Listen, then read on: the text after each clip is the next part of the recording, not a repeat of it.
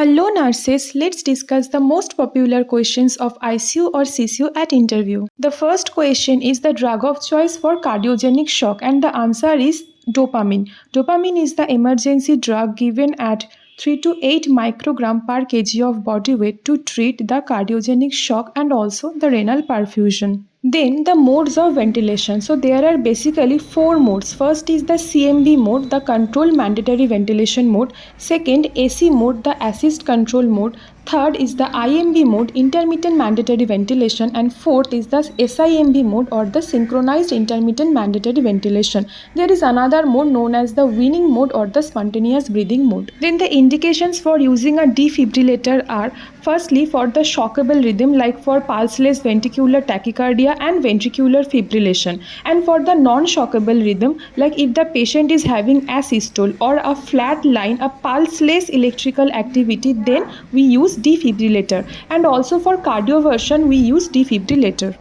Then the fourth question is which filters a nurse must check if a patient is on mechanical ventilation. So the answer is firstly the HME filter, the heat and moist exchange filter, which is directly attached to the ET tube of the patient, and the second is the servo filter, which is attached to the mechanical ventilator. And HME filter is a must because it acts as an artificial nose to the patient. Next is which test a nurse must perform before inserting a A-line, and the answer is modified Allen test, which measures if the patient's ulnar artery has a good blood flow or not.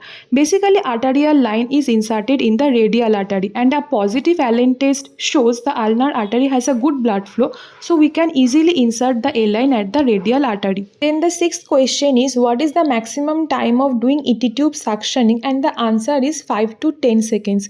Do not ever suction more than 10 seconds because it will activate the vagus nerve of the patient and precipitate bradycardia to the ICU patient.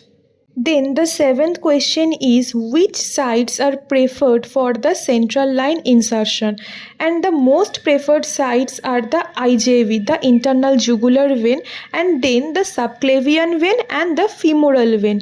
Here femoral vein is least preferred because it is more dirtier than the internal jugular vein and the subclavian vein.